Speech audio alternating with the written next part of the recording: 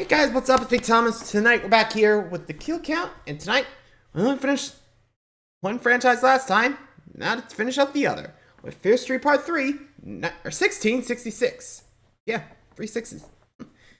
So yeah, this is the last of the Fear Street trilogy, so this is going to be interesting to say the least. So without any further ado, be sure to like, subscribe for more. Hope you enjoy. Let's see the truth behind the Curse of Fear Street. And the witch too.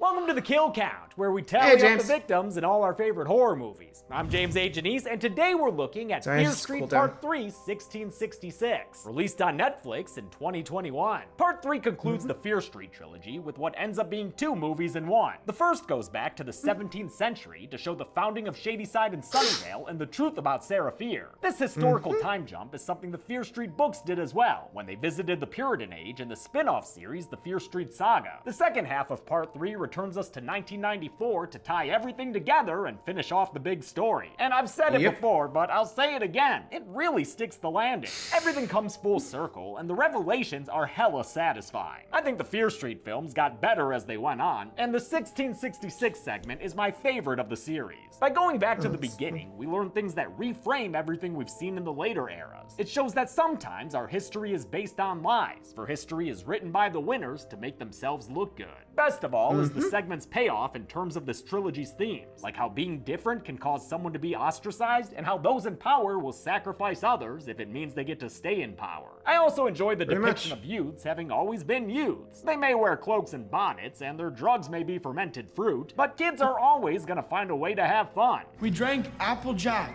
We danced. We are young. That is not a crime! The problem comes from the way adults react to it. 1666 takes place in the settlement of Union, right before it split into Shadyside and Sunnyvale. We see the story of Sarah Fear, as played by Kiana Madeira, who of course plays Dina in Fear Street's 1994 storyline. To be clear though, the character we watch here is Sarah Fear. There's no actual time travel. Dina's just seeing Sarah's story through her own eyes, a result of having reunified her bones at the end of Part 2. Other actors from Part 2, and especially Part 1, are also here, all playing new characters who relate to their modern-day counterparts. Sometimes, as with Benjamin Flores Jr. playing Sarah Fear's brother, the character is an ancestor in spirit only. Other times, like with Emily Rudd and Sadie Sink playing Abigail and Constance Berman, the characters are literal biological ancestors, in this case of Cindy and Ziggy Berman. To help sell the setting, they speak in an accent that doesn't work all the time. Shouldn't you be sleeping?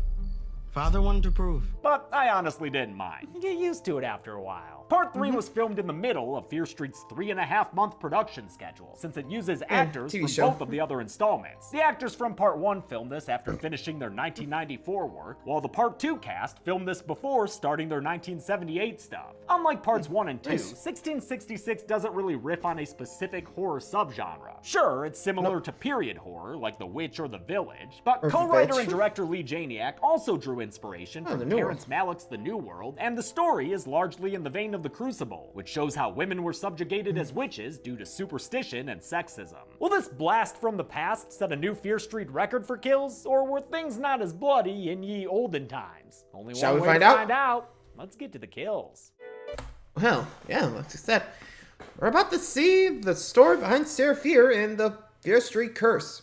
Or in this case, Shadyside Curse, sorry. It's gonna be interesting. But then again, I already seen it, but I think I kind of hinted it, but I won't say anything further. So let's take a look at what happened in Hope and why Sarah Fear got the reputation she did. Shall we? The movie begins with another recap. Thanks for keeping us current, Fear Street. Or, I guess we're in the past now. That's cool too. 1666 to be exact, like the Devilman number. That's quite a time jump from the 20th century, and while this village probably isn't Robert Eggers accurate, it's close enough to buy into the setting. I think the handheld camera style they use for this installment helps, as does Marco Beltrami's colonial-sounding score.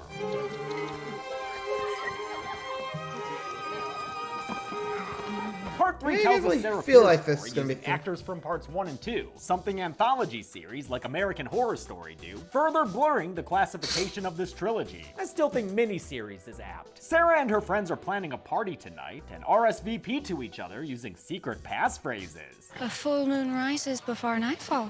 a good night to enjoy the fruits of the land. I'm coming too. Yeah, Constance Berman didn't get the memo. Sarah's best friend, huge quotes on that word, is Hannah Miller, the daughter of Union's pastor Cyrus Miller. Does that name sound familiar? Maybe if you see it written down. First one. Sarah and Hannah's relationship is the spine of 1666, just like Dina and Sam's was in 1994. But in part 1, we saw them at their most toxic towards each other. Seeing them loving they got less toxic, makes for a much more enjoyable love story, even if it's one Hannah's mother is suspicious and disapproving of. Between their friendship, quotes again, and all that speaking in code, you can already tell how Dina's gonna go from average town youth to witch of the week. Doesn't help that the town drunk Tommy hangs on to her saying shit like this. I see the darkness in you, girl. Go wash your hair, Tommy. Billy Loomis looking motherfucker. Lee Janiak was so impressed by actor McCabe Sly as he filmed his 1666 segment that she gave him a bigger part when they moved on to shoot 1978. The Nightwing Killer used to be masked very early in 1978. And then McCabe was just so amazing that I was like, why are we putting a mask on you 20 pages in? Let's like watch you be Tommy. Let's watch you become build the this connection. awful Nice. monster, and then we'll get to the mask at the end. And so that was really motivated by how amazing he was. Good call. Yeah, it definitely really brings in the whole, you feel bad for it. Like, we all know it's kind of a curse since we know part 1, the curse, right? So, getting to know Tommy before, realizing, crap, you're a victim of the curse, aren't you? Poor boy. Yeah. Fair enough. You gotta feel bad for these guys, They don't have control over it, they get taken over. Damn curse. I think everyone enjoyed seeing bagless Tommy Slater as Part 2's main villain. That night, Sarah conspires to go see the town's current witching woman with Hannah and their friend Lizzie, the analog character to Part 1's Kate. This woman, the widow Mary, lives in a shack in the woods.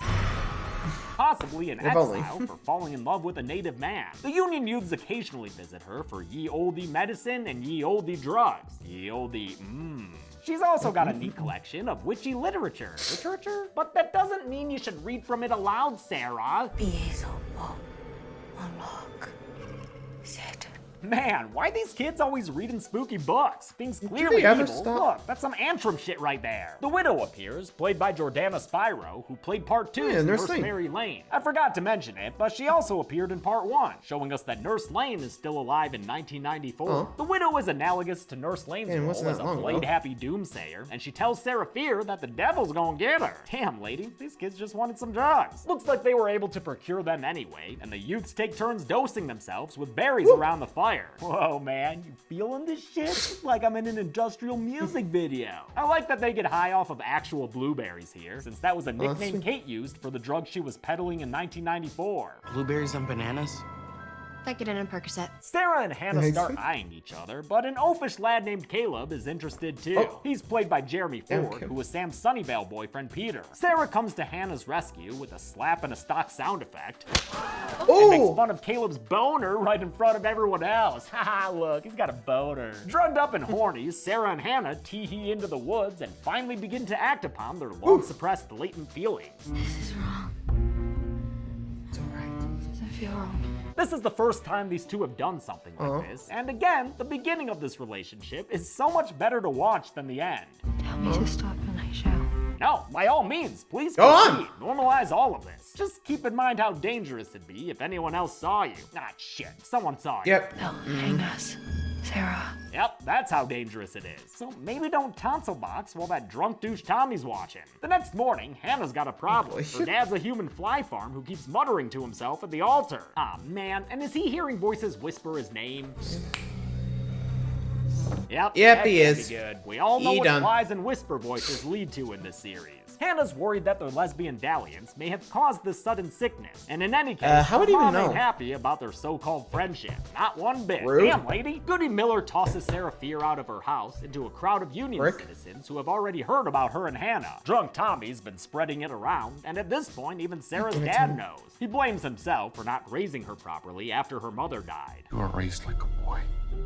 I gave you too much freedom. The whole Fear household is falling apart, in fact. There are bugs in their food, and their livestock's eating their own young, as discovered by Sarah's little brother, Henry. Whatever's plaguing their home is also spreading to Union at large, as the town suffers from bad food and wild horses. And a poisoned water well, with Sarah's little dead dog, Maribel. Oh no! Drunk Tommy proselytizes that this is the devil's doing, and his words strike home with citizens such as Elijah Goode, played by Matthew Zuck, who's Mayor Will Goode in the 1994 storyline. If there's one good boy around, you know he's got a brother. And Elijah Goode's brother is Solomon Goode, played by Ashley Zuckerman, who's Sheriff Nick Goode in 1994. Sarah is one of the few people in town who looks after Solomon, who moved outside the settlement after his child and wife died. Though Sarah's dad wants her to marry Solomon, she thinks of him as a friend, a close friend she can confide in. She admits that she's afraid she did cause the town's new hardships because of her and Hannah's wicked sapphic love. Maybe the devil is in me. Solomon sincerely consoles her, saying that even if she loves another woman, she's still a good person, so there's no way Satan's got a hold on her. You've got to invite that evil bastard in. Regardless of who's been causing it, the evil in Union continues to spread. Hannah's dad, Pastor Cyrus Miller, locks himself inside the church with a bunch of the town's kids. The door is busted open by Caleb and the Good brothers, Solomon and Elijah, not Gallows and Anderson. And inside, Solomon finds quite the ghastly sight. At the altar, Pastor Miller mumbling to himself. And on the floor, a pile of greasy, grimy eyeballs! Yeah, something tells me you can't, brah. And neither can the 12 dead kids slumped over in these pews, including Constance Berman, the 1666 version of Ziggy, and Sarah's brother, Henry Fear. A later shot of their bodies confirms the count of 12 and calls back to a similar shot at the end of the Camp Nightwing massacre. Pastor Cyrus Miller comes after Sarah Fear, but Solomon Good saves her by stabbing the pastor with a pitchfork. With that, the town's first horrific tragedy concludes, but we all know it would be will not be the last. The town blames the possession on witchcraft and has a meeting about it. Women in the back. Elijah, politician that he is, takes the stand and says someone has to pay. After all, they're probably being punished because of sinners in their midst. And I have a list of names! Oh, never want to hear that sentence said that way. Solomon tries to bring peace, but Caleb testifies that Hannah totally witched him the night of the party, brah. She used witchcraft to give him that embarrassing boner, and then she and Sarah Fear got down and dirty with the devil. A cry of witches goes up, and the men of Union testify up and down against them two lesbian witches. And look, there they are now, lesbian witching up that window. And the chase that follows. Honestly, that's usually, if you hear, so she tells Sarah Fear to go on and get. Hannah is abused and embarrassed, and ultimately sentenced to hang, while the mob has a door-kicking down search party looking for Sarah Fear. She manages to sneak around them and get into the church to talk to Hannah, where they realize there's nothing that they can do to make the town believe they're not witches. Everyone believes we've done it. So what difference does it make if we do now? Yeah, it's kind of like double jeopardy, so might as well make a real deal with the devil. No way that dude can be worse than the townspeople looking to hang them for their love. This is an awesome scene with a powerful performance by Kiana Madera. We've seen that so far, Sarah Fear isn't the legendary witch she's been made out to be, but this may be the moment where that all changes. They want a witch. We'll give them one. I will give them a witch. Fuck yeah. Well, then again, I mean, they're doing that, really, you gotta feel bad for these girls, Sarah and Hannah. They just want to express love for each other, but nope, because of that, witches! Jeez, messed up in a way, huh? Sheesh. I mean, Hannah's even daughter of the killer Cyrus. Not good. Ugh, yeah, good. I probably would have been, if I heard that, I would have been like, time to run. And get out of there and hopefully get used to living on the land, because frankly, good luck. If you stay, you're dead. Anyway. Yeah. Sarah goes back to the widow's shack, hoping that actual witchcraft might save Hannah. But the widow won't be able to help her with this plan, since Sarah finds her on the floor with her neck slit, long dead. Sarah flees to Solomon's cabin and begs him for help. She says the widow's dead, and since the widow's devil book was open, someone in Union must have already made a deal with the devil. In exchange, perhaps for power? power, you say? Solomon says he believes her and hides her in his home when Caleb and the witch hunting party shows up. While hiding, Sarah finds an underground passageway that leads from Solomon's dwelling into a cave with a familiar symbol on the ground. The witch's devil's mark. Oh shit, and there's the witch's book. And the witch's goat head? Aw, poor little bleedy Goat guy. sacrifice. Yep, Solomon Goode want pants too. Ain't no- Or power. Solomon Goode want Yeah, power. he ain't That's no why good. he slit the widow's neck and made a deal with the devil. And why centuries later, Sunnyvale High would have the devil as its mascot. Now, you, viewer, may have guessed that Solomon Goode was the bad guy by now, but Sarah fears so stunned, she falls out of Dina mode for a mo. It's you. It was him. He's also the one who saw her and Hannah in the woods on his way to doing his devil thing. When he read from the widow's book, while wearing that stupid hood, it formed the witch's mark in the ground, created the tunnel system, and made the gross blobby heart of darkness that spits out copies of killers. Solomon says that after losing his family, he felt entitled to a bit of happiness. So what if he has to sell a soul to make it happen? Not his soul though, someone else's. Cyrus Miller. As part of his deal with the devil, Solomon chooses someone to sacrifice. Their name gets written in the wall, they become possessed, and the Goode family goes on to prosper. Bing bang bam. One person every few years seems a small price to pay. He tells Sarah she shouldn't worry about those idiot townspeople because she's better than them, just like he's better than them. And maybe they can be better than them together. You're like me. I'm nothing like you. Oh, so that's a no proposal? Well, it wasn't a real one. More like a trial balloon, you know? Sarah runs away from Solomon in his stinky caves and nearly trips over the pulsating blobby heart of darkness. Careful there, Sarah. That's probably like your only set of clothes. Solomon catches up to her and screams that he loves her, but sends a bit of a mixed message when he, holy shit, cuts off her freaking hand! Just like Sarah Fear never actually made a deal with the devil, she also never cut off her own hand. It was always Solomon. Sarah fights to escape and kicks out the wooden floor above her in a manner very similar to Cindy Berman in the camp kitchen. She emerges above ground in the middle of the church, but she's unable to have a happy reunion with Hannah in the town square. Because that motherfucking Solomon Goode sells her out, the spineless, self-serving son of a bitch. The town marches Sarah and Hannah out to the hanging tree and demands that they confess their sins of witchery. With one last look at her love, Sarah bears the burden on her own. I confess. She says she made a deal with the devil and bewitched Hannah to be her lover. This is how the legend of Sarah Fear got started, and it's a complete tearjerker as we watch her take the blame and brunt to save the love of her life. It was only me.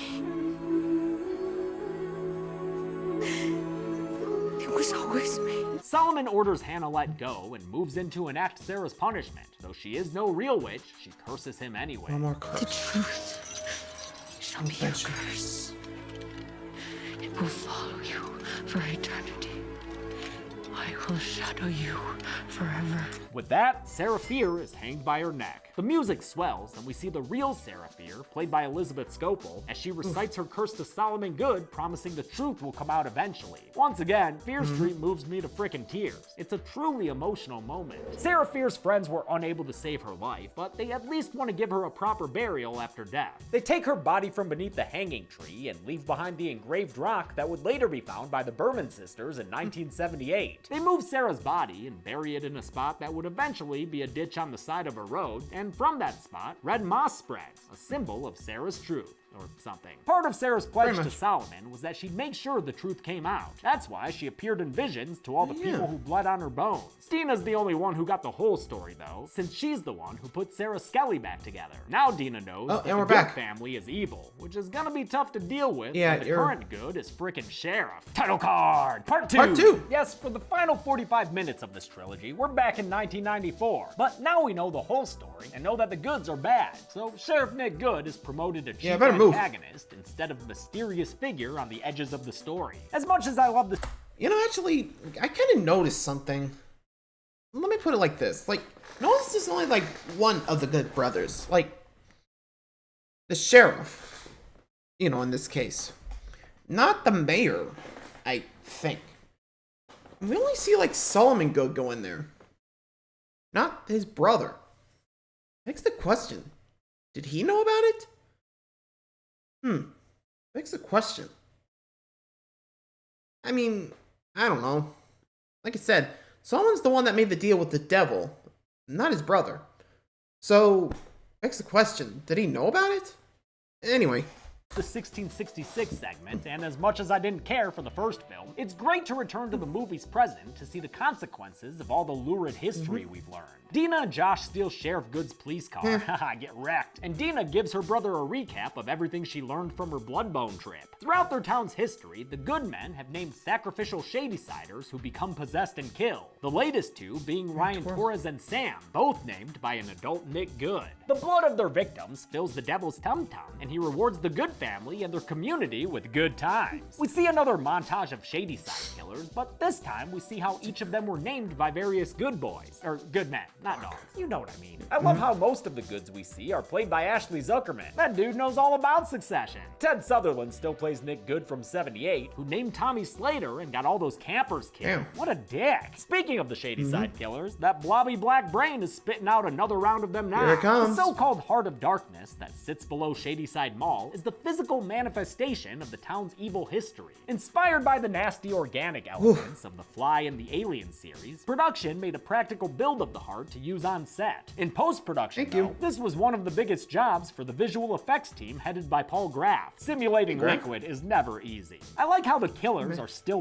mid-transformation as they spawn, and they don't finish completely forming until they're up and walking around. Dina and Josh get back to Ziggy Berman and tell her about Sheriff Goode. Girl's shook when she finds out her camp crush is actually the cause of Shadyside's pain and suffering. The curse never came from Sarah Fear, it came from the Goodes and their deal with the devil. To finally end the curse, since they can't kill the devil, We need to kill Nick Goode. ah, good parody joke, Dina, if the NSA happens to be listening. Josh takes Dina and Ziggy to someone who might be able to help them, Martin the Mall Janitor, who we've seen harassed by Sheriff Goode. He gave Josh his business card in Fear Street Part 1 after the kid helped him out in the police station. Their proposal is straight to the point. Want to help us kill Sheriff Goode?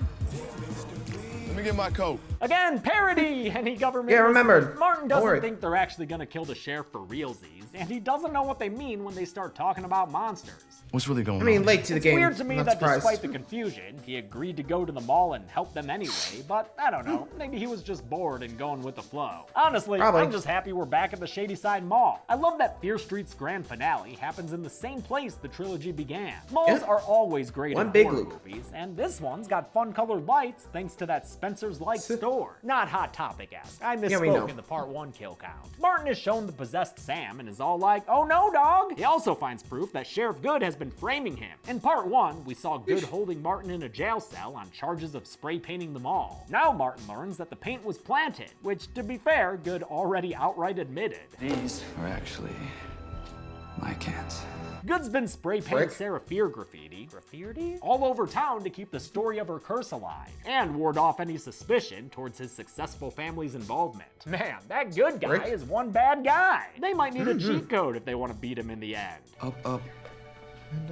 Down, down. Or we can just talk about kick-ass YouTube channels. That's cool too, Josh. Dina gives an inspirational we know. speech to her brother and these two adults she's only recently met. She says they're gonna avenge the countless Shadysiders who have been sacrificed and killed in the name of good. They kick things off with one of those stupid hand slices and the offspring playing on the soundtrack. When it comes to the Go back to Shadyside part one. monsters, they've got to keep them separated. Their plan involves booby traps, super soakers, and Dina's blood mixed with glow-in-the-dark paint that makes it show up under black lights. Before the monsters can show up, the Sunnyvale Police Force does. Officer Kopinski finds Martin and Ziggy, who react to a cop pointing a gun at them in very different ways, no doubt owing to historical encounters. Before he can decide what to do, Kopinski gets stabbed in the back by Harry Rooker, the milkman killer. Kuzio. Another cop, Officer Kuzio, joins him on the kill count when the milkman Milkman. stabs him in the stomach. First- I guess the milkman first killed the those Shadysiders. cops because they were somehow in his way. It's the kind of flexible rule that got Peter and yeah, the true. hospital staff killed in Part 1, and it allows our Sam. Shadyside heroes to avoid slaughtering as the killers follow Dina's blood trails single-mindedly. 4 of the monsters are lured into various stores in the mall and are trapped inside with security gates by Ziggy, Martin, and Josh. But none of these undead goons are the true big bad of the series. That No, give it distinction back. lies with Sheriff Nick Goode, who meets Ziggy Berman face-to-face in the Shadyside Mall courtyard. Flashback memories are had aplenty, and Ziggy pushes past her summer camp romance to enact the revenge she always wanted to,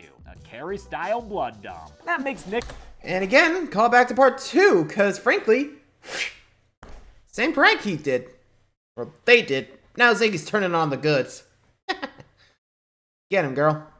Anyway, Here come the monsters. A target for all the monsters now being freed, but the bastard grabs Ziggy and rubs all that monster juice on her too. In the ensuing chaos, Sheriff Goode gets away and is followed by Dina as the others find safety behind the security gates. To deal with the monsters, they spray them down with the blood that drives them so crazy, setting off a very violent, very kick-ass free-for-all where it's every mob for itself. They tear each other to pieces, but since they're we all know dead, they'll come back sooner. Reconstituting themselves as we speak, I'm not putting any of them on the kill count. Dina tracks Nick through mall locations built over historic spots in town. And because of her extended Sarah Fear flashback, she knows this grate leads to the tunnel system formed by Solomon Goode's deal with the devil. It's the same spot Sarah Fear once kicked out of that led into the church, and then that much later, Cindy Berman kicked out of to wind up in the Nightwing mess hall. Underground, a lot of Dina similarities calls out for between Nick the Goode, two and he yells back that his family deserves everything they have. Solomon earned it for them when he made this devil cave. While he goes on his entitlement rant, the previously tied-up possessed Sam somehow escapes. She runs through the mall and hops down into the tunnel where she catches up with Dina and starts fighting her. At the same time, Josh fights another Shady Side monster, Ruby Lane, but since both siblings recite the Konami code as a personal mantra, they're able to win their respective fights. Though, to be fair, Josh gets assistance from Ziggy Berman with a gun. Really glad Berman didn't Brita that up. Sheriff Goode finds a weakened Dina by the goopy Heart of Darkness and beats her down while saying he's gonna frame her. Girl, he's gonna frame you so good. In an act of desperation, Dina presses Nick's hand to the organism, which gives him a mental montage of all of this trilogy's nasty kills. Once again, Sarah Fear's cursing of Solomon plays in voiceover, as the Shady Side victims of all killers and eras pop up to torment Nick. The last is Sarah Fear, who stabs Nick Goode in the eye and kills him.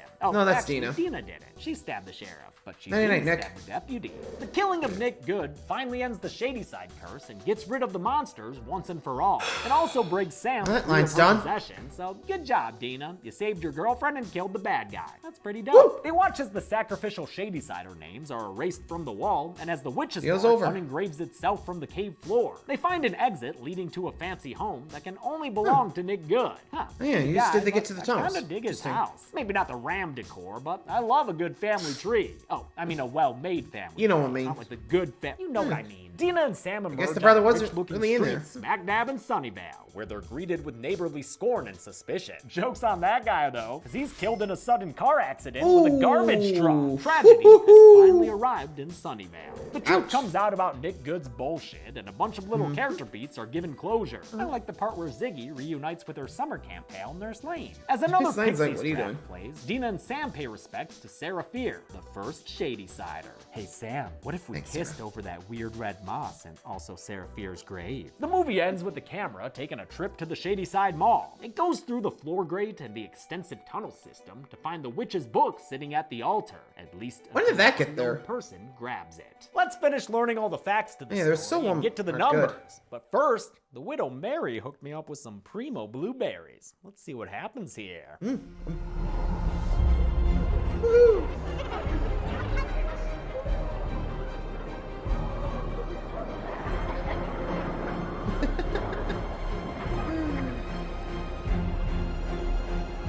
Oh, whoa, pretty good stuff. Trippy.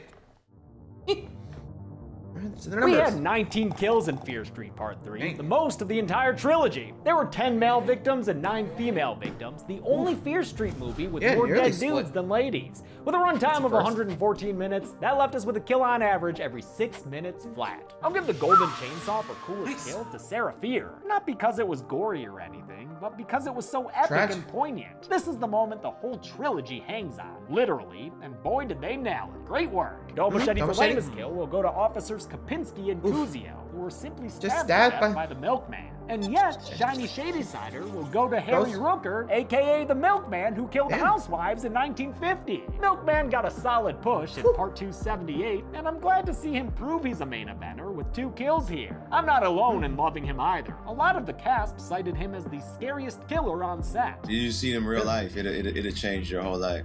You'd be in therapy with me. And that's it. Fear Street Part 3, 1666, came out like its predecessors in July 2021 on Netflix. The trilogy was a resounding success, and while it takes a ton of people to pull off something like this, I've got to commend Lee Janiak in particular for masterminding and spending 2 years working on this project. Congratulations to her, and I'm glad she's already talking about doing more with the series. We have ideas. We have ideas. Until next time, I'm James A. Janice. This has been The Kill Count. On the next Kill. I kind of wondering what the franchise is going to do after this. Or if they go back to it. Kind of curious now. Anyone else? Anyway, so there you go. There's the Fear Street trilogy, all done and dusted. Curse is gone, but looks like the devil's work ain't done yet. So, not sure when it's going to start, but we'll see what happens. Till then, thanks for watching, everybody. See ya.